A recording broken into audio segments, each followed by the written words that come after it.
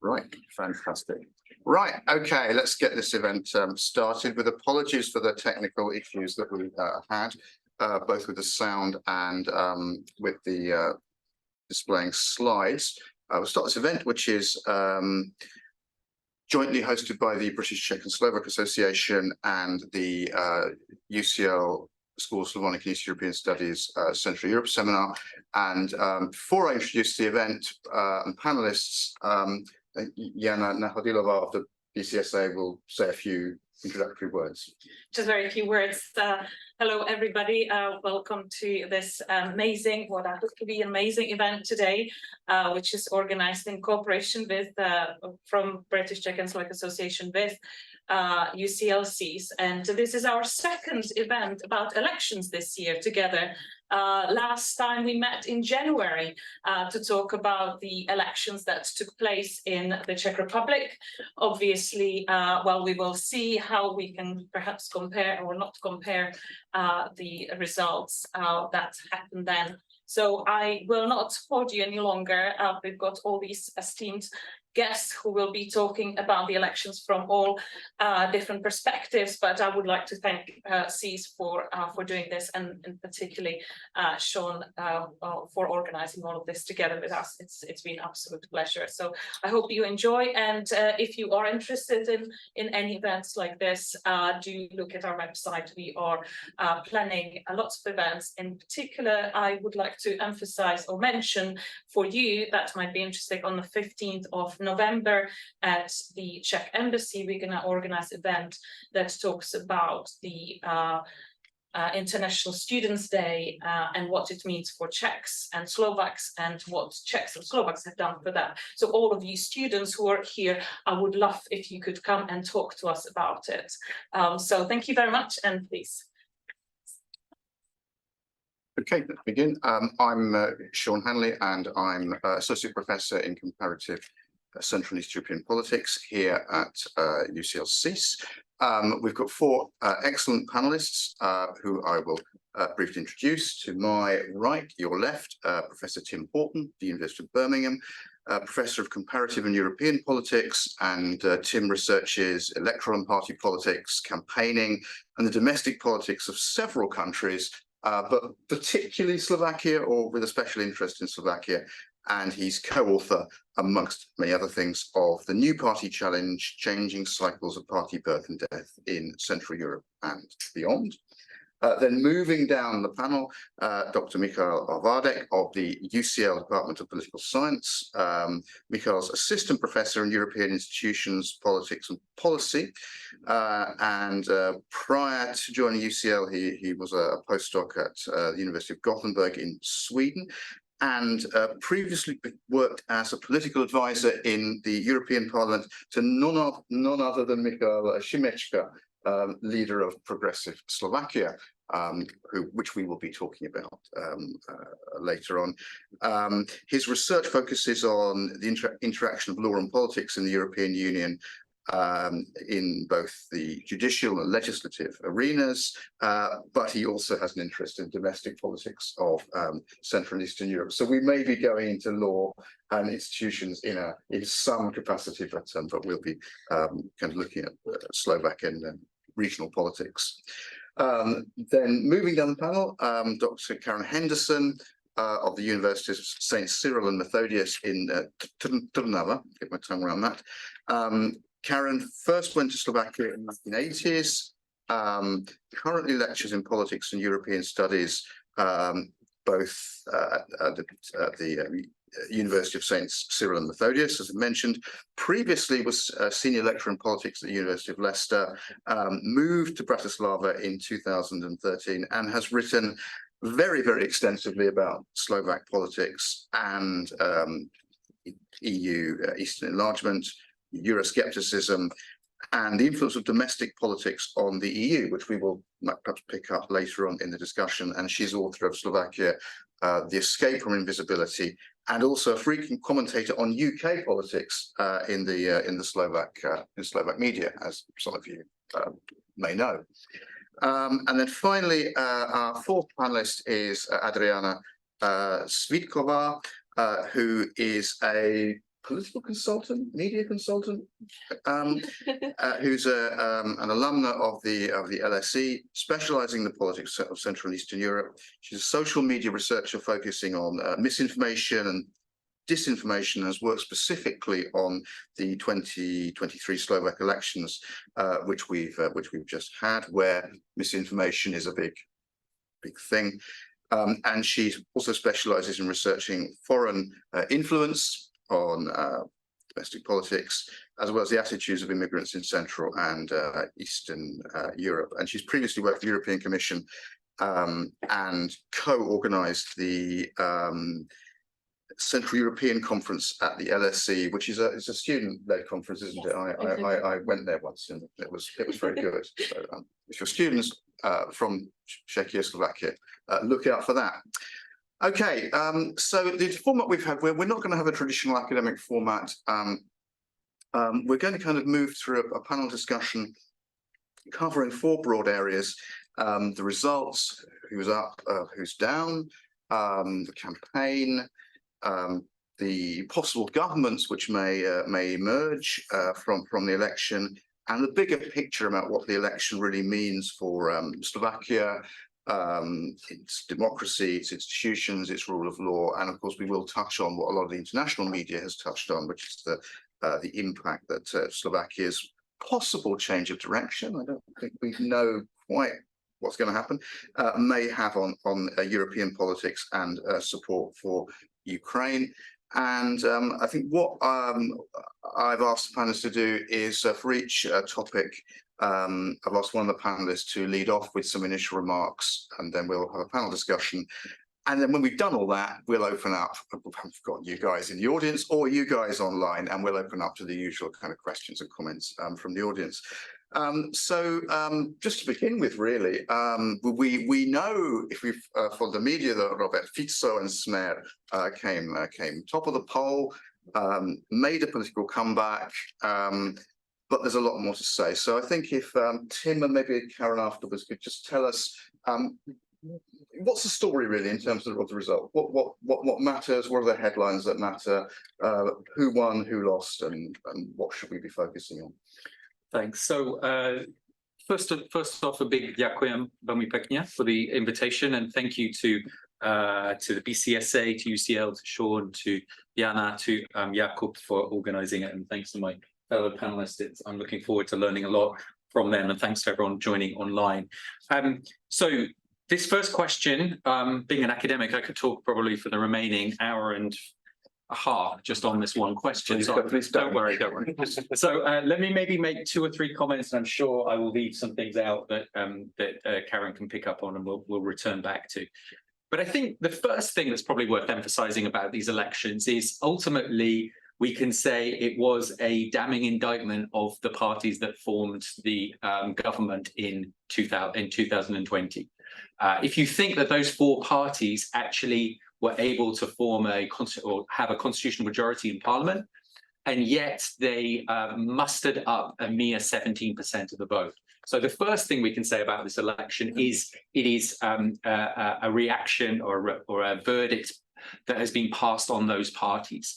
And largely, we can suggest that it's a verdict passed on the chaotic nature of that government, the personality spats, all of the pantomime going on in Parliament over for the last 3.5 years. So that's the first important part of the story. The second important part of the story is Smer. It's worth emphasizing that Robert Fico looked an absolutely broken man in the spring of 2020. I remember watching a press conference after Hlas, the party led by Peter Pellegrini, had broken away. Robert Fico looked ill, quite physically sick, and he really looked as if he was, it was time to write his political obituary, basically. But yet, he's managed to bounce back and to get 23% of the vote. And there are many reasons behind that, which I'm sure we'll come back to.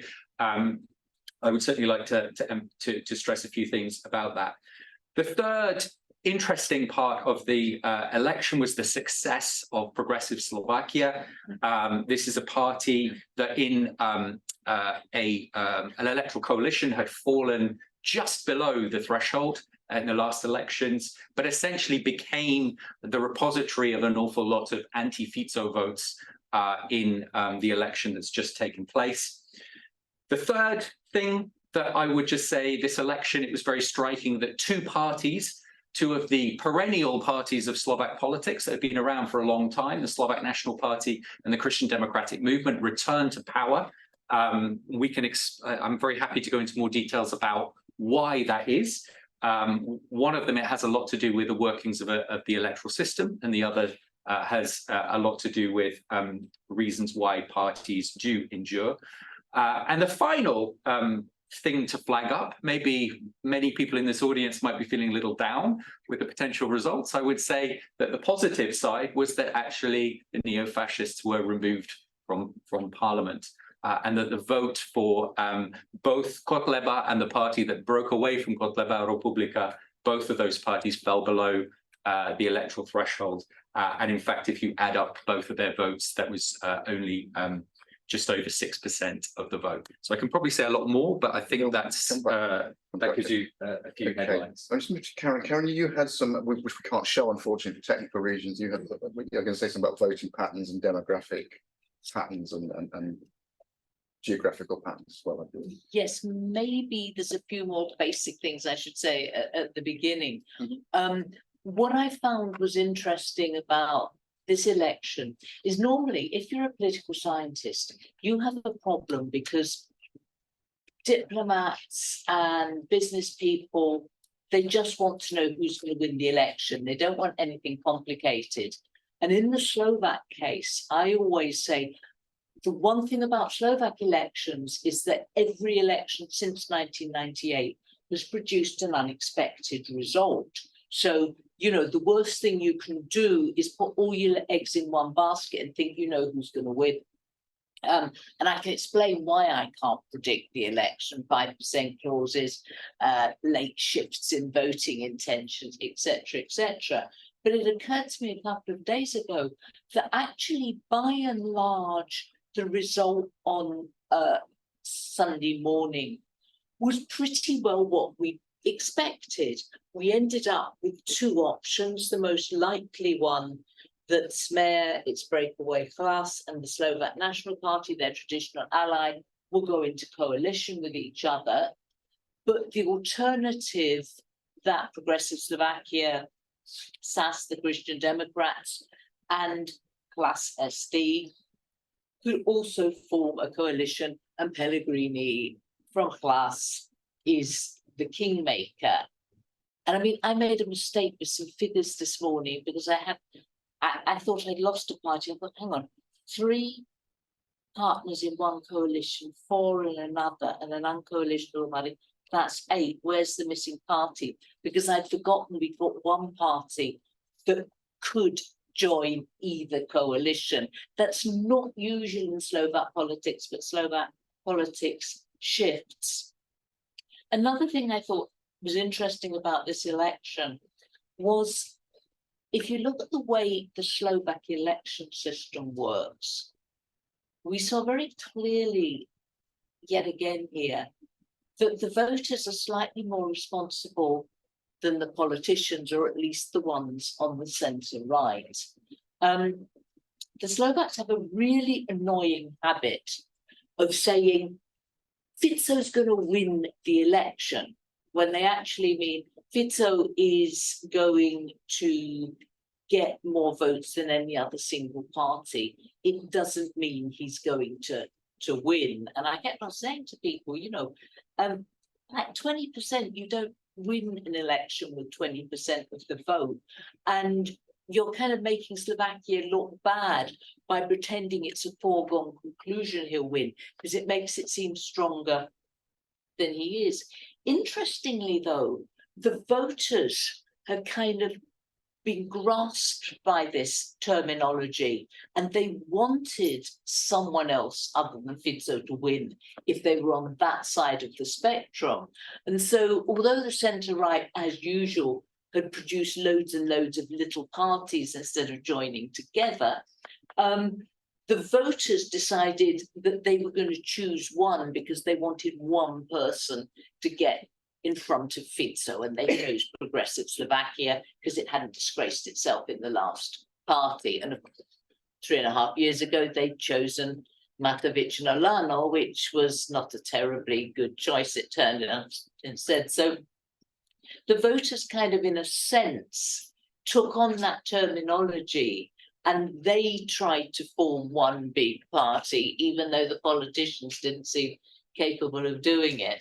And then I suppose the final point to make about the result is that the general opinion in Slovakia is it could have been worse, because at one point there was a worry that if Republika had got into parliament, okay, Pellegrini wouldn't have gone into coalition with them, but if Hlas Smer, the Slovak nationalists, had over 75, what the Republika could do was give them the 90 votes they need to change the constitution.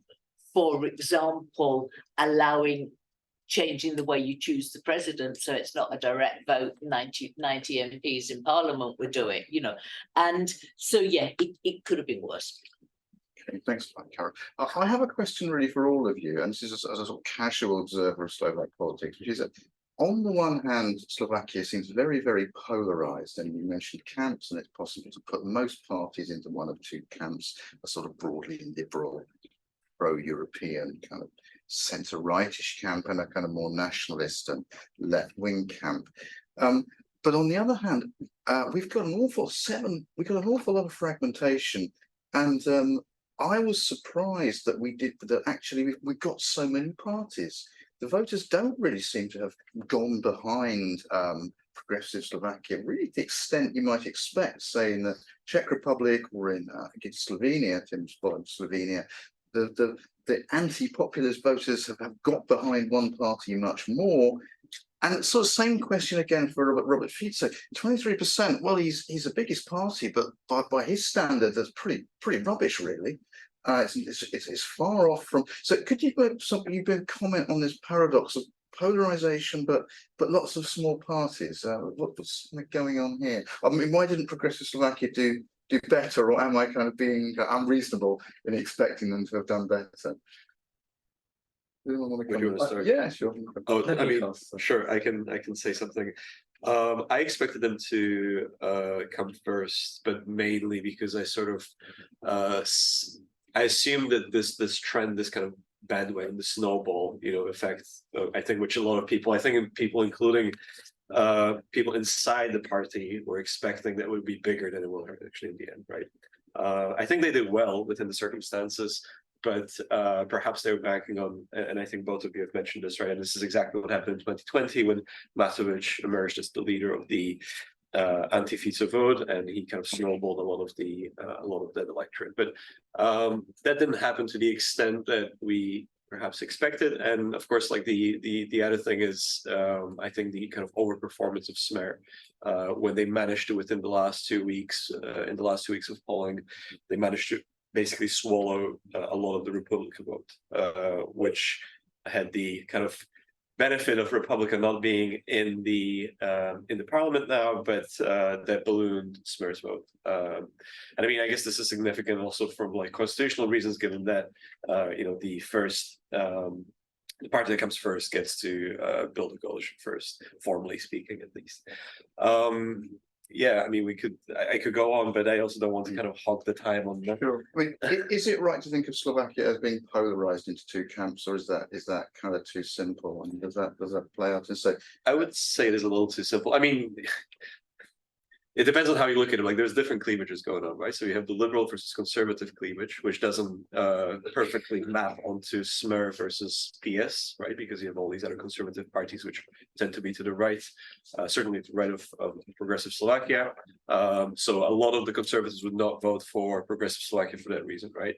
But then you also have that kind of like anti-Fico sentiment, right? Which has driven some of the voters, and we have seen it in the way former Olano voters, some of them went over to Progressive Slovakia. We can assume that these are the kind of snowball effect anti-Fico vote. So I think it's a little more complicated than that, but like the fragmentation of party political systems is a story that has emerged everywhere in Europe. So I think in that sense, I don't find this like a unique case of that. I mean, do we see the same social media in a kind of social media world? Is it a story of fragmentation or a story of polarization, or what's the below the level of parties? Have you found that, Adriana? Yeah, that's a very good question. I wanted to jump in that like the unity of smear and like its popularity among different voters, I think can be to a large extent attributed to its massive social media campaign, where a lot of the disinformation media and influencers or alternative media sources, we can talk about it later, about all the other actors, I've seen throughout becoming closer to elections, a heightened support for smear rather than just like other fragmented parties. And I think this had like a huge influence on the additional votes that smear might have gained, and also on perhaps the surprise that we've had when exit polls didn't attribute that many votes to smear, and then it surprised voters quite a bit. So I think there is a lot of polarization going on there, and it is definitely tainted towards a singular party support. Can we I want to jump into. I've got a Fico question, but I might turn to you anyway. Which is, what is the secret of Robert Fico's success? How does this man do it? You mentioned he was broken, huge corruption scandals. He's out of office. He's been around an awful long time. Is it nationalism? He swallowed up the votes of Republica, this very radical far right party. How does he? I mean, he seemed to be. We thought there was this moderate party, this Pellegrini's party, who had taken the social democratic brand, and I could have imagined that Fico's party would decline, rather like Vladimir Mechar's party gradually decline from having been once dominant to being this very minor player, and that hasn't happened. So how has that happened? Is it Fico? Is it what is it? Well, first and foremost, it's worth emphasizing how good a politician Robert Fico is. Whether you love him or loathe him, he's an extremely talented politician, and you don't stay at the top of Slovak politics for as long as he has unless you have those abilities. He is very good at framing debates. He's very good at framing things. So, for example, the way in which he portrayed the choice as being basically Fico or Slepenec, right? This strange Slovak word, a sort of glued together hack job, I think is how you would translate it. We have some good translators in the room. They probably know how to translate Slepenec better than me. But he's very good at framing the debate. I would also say that his core messages really have resonance. A message about stability, about poriadok, order, about social values. These have really significant resonance with a significant section of the electorate. And he is able to point back to his time as prime minister to say that he was able to deliver on some things which speak to those core kind of values. So he has that. He has that record. Of course, one of the reasons why his support isn't what it was back in, say, 2012 is because also of what happened when he was last prime minister, corruption scandals, the murder of Kuciak and Kushnirova, etc., etc. But it's this great ability to speak to those particular themes and also to throw certain things in the mix. Michal's already mentioned that Fico is very clever at throwing in the national appeal. Just look at the name of his party. He's changed the name of his party to add the word Slovak along with social democratic. So that really is sending out a message to say, I'm also there for the national interests of the country. Okay, Karen, I will agree with Tim on his political skills. Just listening to him in the last debate when he was with Pellegrini and Šimečka, he presented himself very, very well. But I think there's two other things we have to remember about Fico. Firstly, he has become a lot more extremist since 2015. A lot of the things he says nowadays are screamingly absurd. And I never used to have that feeling before he picked up the Islamophobia. You know, I mean, the latest thing is that because obviously the Party of European Socialists do finally need to throw him out. And he's now actually saying that, you know, the leader of the European Socialists is taking orders from America. And this is why they're putting pressure on here. I mean, anybody who knows the European, this is completely ludicrous. The anti-vaxxer calling the president an American agent. He says more and more things that are just totally ludicrous. And I think that's why he can't go over about 23%. And that, you know, the more intelligent people who like some of the, you know, economic policy have stayed with Pellegrini. The other thing, the use of nationalism is utterly shameless, or racism. I remember in 2010, he campaigned by having a special parliamentary session banning dual citizenship because the Hungarians were giving out, you know, Hungarian passports to any Slovak who spoke Hungarian, which he saw as a threat, a Hungarian claim on Slovak territory. This election, he's decided the Ukrainians are a better target. And there was one great debate, it was him and Boris Kolar, who says some pretty weird things on domestic politics. The minute he came on Ukraine, everything he said was completely sensible. And Fico's line, which is, oh, well, we have to accept that you know, Russia's going to keep some of this Ukrainian territory. Kolar actually said, well, you know, I mean, so is Slovakia going to say that anyone who takes their territory must speak the same language? And Fico turns around and says, well, you know, you must whip up this absurd, I can't remember the exact words, I must check it, you know. He said, you know, you shouldn't be whipping up this absurd anti-Hungarian feeling. I mean, Fico said that. Fico actually accused Kolar, because Kolar sort of pointed out that maybe allowing other countries to take bits of territory where some of the population spoke the language of the country next door wasn't in Slovakia's interest. This has been the nationalist argument since 1990, but he's decided Ukrainian bashing is more useful. I mean, it's utterly shameless. There's some interesting realignment in the Hungarian party or parties moving in a more liberal direction. I mean, one of the we'll move on. I think in a moment another theme, but the Alliance Party, the main Hungarian party, only narrowly failed to get in, and were potential allies of Robert Fico. Rather than being what I think they've historically been, because they're kind of ally of the liberals or centre-right, pro-European. The ethnic Hungarians would go into coalition with anyone and have done. I mean, they were in the last Fico government, and then you know, so they would, you know, in fact that it is a party that or it's a part of the electorate that is often very keen to go into government because it's all about controlling particular ministries which are beneficial for their core electorate and their part of the country.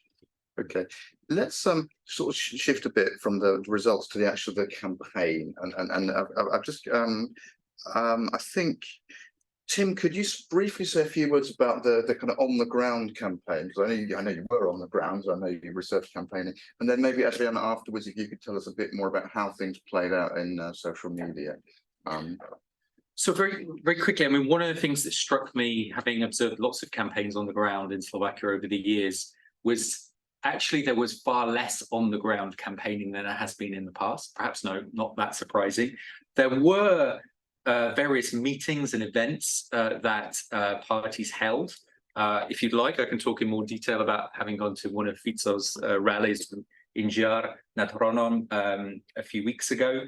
But what I thought was really striking, and I'm sure Adriana will talk more about this, was the way in which some of those sort of physical events were then combined very much with the social media. So it was all about basically going somewhere, meeting some local people, having yourself photographed or filmed, and then putting that out on social media. And so it was really about the combination of those different kind of techniques, which for me was really striking. The other thing is, some things never change, which is billboards everywhere. Slovakia is always great for lots of billboards during election time, but I think probably Adriana has lots of exciting things to say. So pass over to her and maybe I can come back. That's it. Okay, perfect. So I think a lot of the misinformation campaign was generally shared on social media. It is becoming slowly like the #1 source where Slovaks get their information. So maybe I can talk about it, and then if you have any additional commenters, I would be very interested. But yes, definitely there's been a huge manifestation of what I followed. I followed mostly different social media sources on the most popular platforms in Slovakia, which is Facebook. Then YouTube also gained a lot of ground in these elections. Telegram is also the 4th most downloaded app in Slovakia these days, which particularly is like the breed ground for a lot of like underground misinformation and disinformation activities because of its lack of regulation. And in particular, monitoring what misinformation and disinformation there would be. I believe a majority of disinformation were misinformation, but there's been also a very strong foreign influence where the Russian embassy in Slovakia on Facebook has posted over a year and a half, over 6,000 posts, which are then reshared a lot by alternative media influencers, which is this growing phenomenon in Slovak politics, which changes a lot of the established alternative media sources, like you might know Zemavek or Hlavné správy, and there's a lot of these influencers like Judita Lašáková or others who I think they usually come from a middle class in Slovakia, and they gain a lot of following, and basically the accountability for what they say is quite diminished by the fact that they don't represent any organization. And with regards to the campaign just specifically, I think there's been a lot of unity on pro-Smer and pro-Republika statements. Particularly, we've seen some anti-campaign on pizza, for instance, by having shots with him meeting with different grandmothers and like electoral rooms, and that has been really big as well. But I would say it was pretty one-sided from that extent. And generally, like the targeted groups, just very briefly, I think, as you've mentioned, the migrant and the Ukrainian immigrant attitude has been really big. There's been a lot of fake anecdotes that, for instance, Smer politicians directly shared. I think that is very specific to Slovakia, that it is not just alternative media outlets, but also politicians themselves who share these misinformation and disinformation. And these Smer politicians directly shared some unverified anecdotes of how Ukrainian refugees gain unsolicited support. There was one of 300 euros per month for their accommodation, which in reality is about 70 euros, even with additional benefits. And then a huge minority group which was targeted was the general LGBTQ plus group. And there's been, you'll probably talk about it, from the Christian Democratic Movement, this very strong statement just a couple days ahead of elections, which its head Milan Majerski said that basically LGBT is the same plague, and I'm citing him, as corruption. And this has then spread among politicians as well and gained a lot of ground on social media. So that would be just my introductory. Can I just clarify one thing? So basically the social media campaign is not really driven by parties, it's sort of driven by independent figures or strange media outlets, and politicians feed off it. What's the relationship between, did parties have a big social media campaign, or they just fed off a kind of a social media world? What was the relationship needed? Well, I think that is very specific in Slovakia in the parties and political actors playing a huge role in how this misinformation are being spread, and many times also being the initiators of that. Like Smer official social media accounts would share initially a lot of these statements and their connections to perhaps foreign embassies or foreign actors in the territory. Then when you take a look at online monitoring tools, perhaps the difference of growth of different Telegram channels, open the public political parties channels relate very clearly to the alternative media channels, which I think alternative media channels feed off these politicians.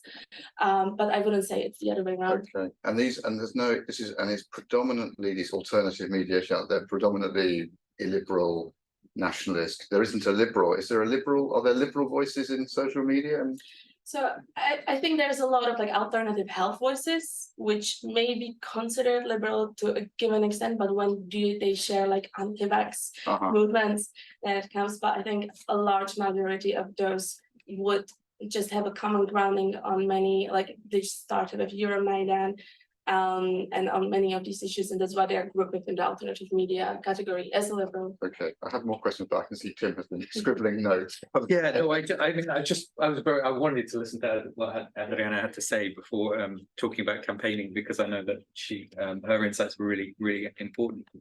But just a couple of things that I think really quite striking. So, I mean, one reason why Fico did very well is he knows how to campaign. And his campaigning events are really designed to mobilize that core audience.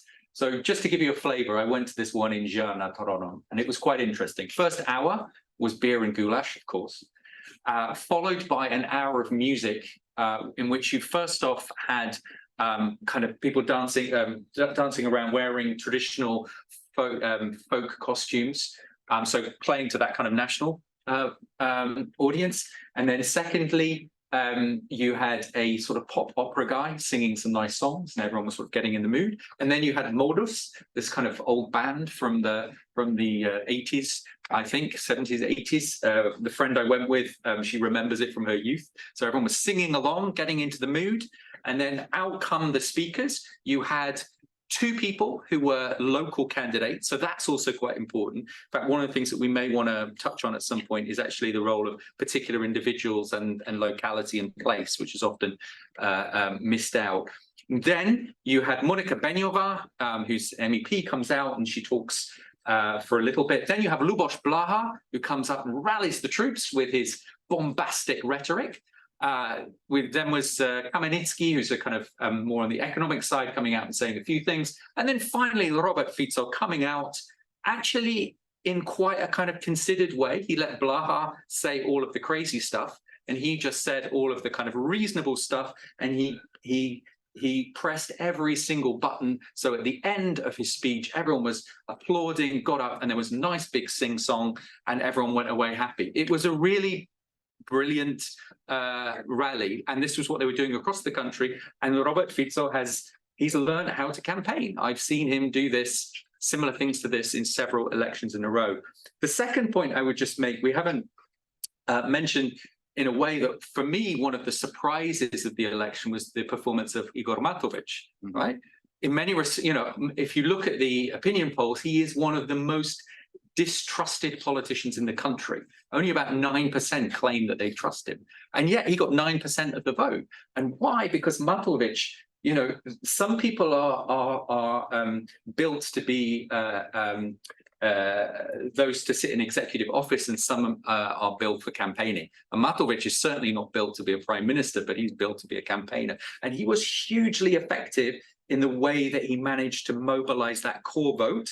And he managed to frame it for that kind of core electorate, that corruption was a real problem, and he was still the man to do it. Okay, and this so this stunt that he did, where he showed up with the speaker van at Robert Fico's press conference, and then there was this physical altercation. That's sort of that helped him basically. Yeah, I mean, Marian Leško said that for every slap he got an extra % in the polls, and that's probably about right. The point is that what I found amazing. I mean, Adriana follows social media; she will know this better than I do. But I was amazed that Olano put the entire video on their YouTube, you know. So the entire video, even with Matovic using all sorts of vulgar language, even where he wasn't looking particularly great. The BBC wouldn't put the sound on because it was too obscene, even though it was in Slovak. The point is, yes, it was very, very, very vulgar, but the point is, this was very good for him demonstrating that he is the man who fights against corruption, who's willing to confront Kaliňák and Fico and all of these other figures. So that was very, very good for his base. Kaliňák is a former interior minister, yes, sorry. who He thumped him, didn't he? There was a physical altercation. The guy Palahniuk didn't. He didn't. But it Okay. looked as if. He looked if he did. I did. But the guy who did it, he got like 10 times the number of preferential votes compared to people around him on the smears list, which is so actually really pays to punch. It seems that both sides kind of benefited from this. Absolutely. Karen, you were going to say something. Yeah, sorry. we're talking about parties and leaders campaigning. But what's important in the Slovak system, because of the preferential votes, you pick a ballot paper and you can cross or circle 4 candidates on it. And the candidate list is rearranged according to who has most preferential votes. And so you haven't just got the party campaigning, you've got individual candidates running their own, sometimes very effective campaigns. And what I think some of the parties haven't realized yet is that sometimes less is more. And if you have 5 candidates on a candidate list as a little party, you're more likely to get them all voted for than if you had 20 or 30 candidates spread out all the list, because your group supporters will be spread out amongst all 30 candidates. If you've only got 5, all your votes go on to the same candidates. The most spectacular example of this in this election is that Andrej Danko, who got the Slovak National Party back into parliament, except he didn't. He's the only Slovak National Party member elected on the SNS list. The other 9 are not members of his party. And I mean, Tim said, well, you know, the fascists, the extremists didn't get elected. Well, actually they did, because 3 of them who broke away from Kotleba and formed Život stood on Andrej Danko's list, and all 3 of them are in parliament. And some of these people are seriously weird, and it's a problem for Danko, who I don't know if he's been seen in public since Sunday. He wouldn't take part in any of the debates. SNS is not, you know, I mean, a lot of these people work well in Fico, but this is a very, very strange thing to have happened. The other time when it happened, we were talking about, have you got the map? I had this map because it shows the geographic divide. The orange is progressive Slovakia. But when I looked at that map, I was interested in those dark. No, we don't. Oh, we can't see it. No, we- Okay, it's a map of the ocracy, the districts, and which party came first in the districts. And when I looked at it, the first thing I noticed was that Kežmarok and Košice surroundings had voted for Matović and Oljano more than any other party. And I wonder what that, interesting to know why. And then we found out when people started demanding a police inquiry, because in some Roma settlements, 85 or more % of the vote had gone to Oljano, and they said, oh, votes have been bought, which wouldn't be very sort of Oljano. It turned out that what had happened, if you looked at Matovic's deputy, 4 of them are Roma. Remember, his only MEP is Roma. And they'd just gone round the, you know, the Roma areas campaigning, and some, you know, kind of a lot of people quite like Matović because he put up child benefit, and they kind of knew, hey, we get 500 euros for voting if he becomes prime minister.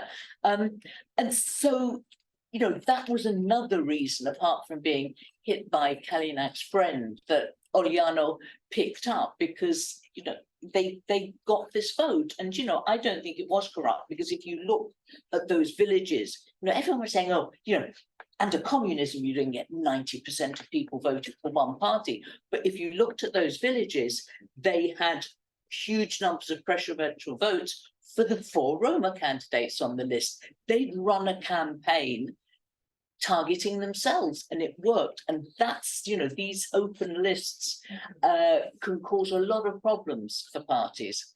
Okay, I'm keen to move on to who's going to be in government. unless someone wants to say some, any other plans wants to say something really short about preferential voting, because I saw you nodding, Adriana, and I, Tim, you want to come in, or we could say I've said enough already. Poor old Michal hasn't really spoken much. We should. Michal, no, I can be quiet. That's fine. Okay, don't worry. I've got a whole lot of. Let's just move on to talk about now the possible governments.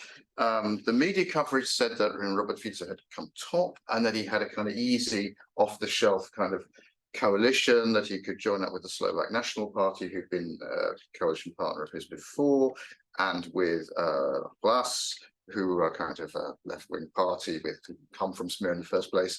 But it doesn't seem to be so straightforward. I sort of I didn't. I'm not really sure who doesn't someone to come in to talk about the government formation options, because I can start. Yeah, let's talk about. I mean, the speaking time. Is it kind of inevitable that Robert Fico or his party are going to end up in government one way or another? He's obviously been asked by the president. Obviously, he has been asked by the president to form a government because there's a convention that the leader of the largest party gets the first go. I mean, is Progressive Slovakia going to end up in government anyway if Robert Fico can't form a coalition, which now doesn't seem so straightforward? So I mean, formally it's 14 days now, 14 days since he was given the mandate, which I think was on Monday. So 14 days to build that coalition and to essentially form government. At the same time, in parallel, Progressive Slovakia is holding talks with all the other parties. So there's kind of a shadow negotiation going on anyway. And how likely these two outcomes are? I mean, it's probably a difficult question. I think, as my former boss would say, Robert Fico is still holding all the cards, and I think that's true. I think actually, personally, and this kind of goes into the next topic as well a little bit, but I think it's a critical thing to consider here. I think the reason why the coalition between Smer, Hlas, and SNS, or KDH, let's say, but more likely SNS, is the most likely. So the reason why Hlas is more likely to go with Smer than Progressive Slovakia is down to the internal reasons and the kind of rule of law situation. A lot of the people investigated by the police on Smer's list, there's common concern, let's say, between Hlas and Smer about police investigations into corruption cases and so on. And there are also common interest in things like abolishing the specialized criminal court, abolishing the specialized prosecution. So I think this is the kind of ultimately the glue between them. And obviously, there's also the kind of personal politics of all of the Hlas MPs being formerly Smer MPs or formerly Smer party members. Also, Robert Fico still holds a lot of, I would say, sway over most of them, even though there is a lot of antagonism between the actual leaders of the two parties. And so, you know, I'm sure it's difficult. It's difficult for Smer for Hlas to agree to a coalition with Smer. It might be life-threatening for them. It has been for all other parties that have been in government with Smer in the past. But the alternative is a sort of much more ideologically diverse coalition with the liberals, right, which in many circles in the country is a sort of a nasty term. So there is a lot going against that alternative as well. Okay, who do you imagine as prime minister in this coalition? Does Fico get to, or does Fico have to give up the premiership, or? I mean, that's the ultimate question. I think it's unlikely that Fico would give up the premiership. Okay. What do other panelists think? Is that? What, on the general question, or on? I mean, are you? Is that your expectation as well, that we're going to end up with some form of this coalition of Hlas and Fico and the Slovak National Party, who, as we've heard, they were supposed to have become moderate and respectable, and as you say, they include some very strange people now who are former Club people. I mean, it's an important point about, you know, if you think about the history of coalition in Slovakia, you actually think about the history of, even if you just look at the last parliament, by the time the last parliament ended, a third of parliamentarians were sitting under a different party label than that on which they were elected, right? The attachment to parties is pretty weak. There's a real question mark about whether you'd want to go into a coalition with just SNS for a minute, because who the hell are you dealing with? And are you going to have some kind of discipline amongst those? I mean, remember, even with that combination, we're talking about 79, so that's it's 150 seats in Parliament, so that's not a huge majority. That's actually still quite a risky coalition. But you know, going back and reflecting, I mean, I would agree with Michal. I think it's more likely that Hlas would go with Smer, but there are massive dangers for Hlas to go in with Smer. The idea of whether Fico would be prime minister or not. I mean, what's the alternative? That Fico would be a kind of Kaczynski-like figure from the side. I don't do a Babiš and run for president again. Is that no?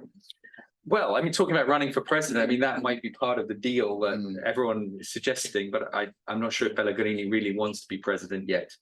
I mean, because they can't change the constitution, Fico can't win because he can't get 50% of the vote in the second round.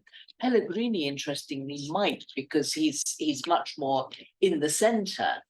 But I mean, I think the idea of Fico not becoming prime minister was predicated on him trying to change the constitution so he could be pushed in without a popular vote. After losing to Kiska in 2014, you know, he knew he couldn't do that. Yeah, that is not. I don't think that's a serious, that's not a serious option. If Fico become president, yeah. But Pellegrini. Okay, we should say there are presidential elections in Slovakia next year, and the current incumbent is not going to run for a second term. Let's assume then that we have some kind of government of the. I don't even know if we should call it the left, but the Fico sort of national social kind of camp. What's that? You know, what will be the consequences of this? I mean, a lot of the international media focused on foreign policy, on Ukraine, but our event is called Change of Direction.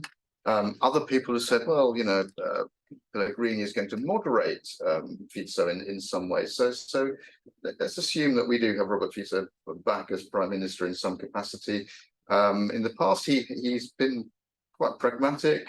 What do we expect in terms of political direction? And I mean, if I may, like, so as far as I'm concerned, I think the kind of most important implication of this election, and if Fico becomes the prime minister, if Smer is kind of the dominant party in the government, I think it's the internal dimension of that. I think that is absolutely the most important consequence of this, and it means sort of the recapturing of all the sort of important state apparatus, right, from the police to the prosecution services to the courts again. And I think, and that can seem like sort of a boring story, but I think it really is fundamental, because if we look at sort of the rule of law situation in Slovakia, it's not in a good shape already as it is. It's not like, you know, it was massively boosted by the Matović government. You did have the impression that police was investigating more, of course, and like going into all of these old issues of the former governments, but there was still the sense that it was somehow politically directed. It wasn't like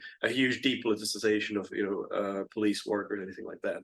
And what we're going to get now is likely to kind of reverse and going back to how these services operated before. I mean, there's the one, I suppose, the character that most symbolizes how Smer controlled these things was Dusan Kovacic, the former special prosecutor, who was known for never investigating any of the sort of serious corruption charges that were put in front of him. So I think that will be also, and they've been quite explicit about that. I mean, one of the first things that Fico said was, we're going to change the president of the police and we're going to change the special prosecutor. And I think that's also the area where they have most overlap with Hlas, because they don't really want to see that kind of danger to their, well, personal freedom, to be honest. And I think there's going to be a lot of sort of hidden things on things like judicial appointments, and so like where there was a little bit of progress on things like ethics codes and stuff like that. We're probably going to see that reversed, and we're going to see Smer through in both formal and informal channels try to control as much of that you know, prosecution, police, and judicial services. And I think that is ultimately the most important thing. And here I would also highlight the kind of money or investment / EU funding aspect of this. Fico was quite open about this during the campaign when he had this, like, one of the speeches was about, oh, you know, we're going to come in and make changes, but investors, don't worry, we are not going to, you know, we're not going to nationalize anything or like touch your money, like you're still fine. So I think this is very much the Orban model, right, where you try to capture democracy, try to kind of capture the important institutions that could threaten your political survival, but you try to leave the economy intact. Would it go, so it would go beyond police, judiciary, media, courts? Are we going to see a, I mean, there's Well, media is a good one, right? Because just to kind of like, sorry, make it like a short comment on the public broadcaster, I think is going to be the first one to where you see that deterioration. Although I think for some people it would be difficult to see a difference, because even now you get like strange conspiracy stories sometimes coming out of the public broadcaster that you perhaps wouldn't see in other countries. But that's been a long-standing problem, which that's not going to get better under Fico for sure. do you want to, everything you're nodding, do you want to come in? There are so many points I would like to pull up on, but yeah, definitely. I think what is really also interesting is like Fico's general attitude to speaking to public media in the country. Like oftentimes when public broadcasters try to approach him, he wouldn't even give an interview in the immediate aftermath of the vote. And I feel like this is something very dangerous, especially in the Slovak context, where we've seen the murder of 2 journalists, but like perhaps calling approach, or like a very cooling approach to the public media. And then a lot of the alternative media outlets are united by this aversion to like any regulation on like social media platforms, and like this very strong desire for freedom of speech. And I think this could play out very dangerously with regards to, exactly as you said, like the effect on domestic institutions and how they are going to be able to regulate and control perhaps influence operations or any other operations that might be occurring on social media, and influencing the already so fragmented and conspiracy prone Slovak public opinion. Tim, do you want to? Okay. Well, I mean, I just wanted to basically say, I mean, I really very much agree with what Michal said. And I think that actually as well, that the formation of the coalition might provide Fico with a justification for a shift on foreign policy, because Pellegrini, for example, is very keen to emphasize that there'll be no change in geopolitical orientation. Actually, I also thought was really interesting when I went to the SMER rally in Jar, was actually Fico was really talking about that the EU was a good thing. And it was a good thing. It's just in the wrong hands at the moment. And it's a peace project, not a war project. But you know, he was really trying to also emphasize then that there wouldn't be a change in geostrategic orientation of Slovakia. It's also worth saying, you know, sending no more weapons. There aren't really many more weapons that could be sent anyway, right? It's a very, very easy promise to have made. So you know, you will see a change in the rhetoric of Slovakia, but I think Fico's priorities would be domestic, and he'd be quite happy to shelve some of the foreign policy rhetoric in return for being able to do what really matters to him, which is delivering to his voters and his backers. So he doesn't have big foreign policy ambitions, say that there be a kind of a Bratislava Budapest axis replacing the rather more, you know, fractured Warsaw Budapest axis, or he's got Unlikely. Okay, can I just ask a question? You know, these kind of sort of corrupt structures have been around in Slovakia an awful long time, and unlike other Central and East European countries, we know an awful lot about them. There's an awful lot of material, recordings, messages in huge, voluminous detail. Do these structures control parties, or do parties, say Hungary, for example, control these structures? In Hungary, everything's very, very centralized. In Slovakia, I'm never sure who controls who.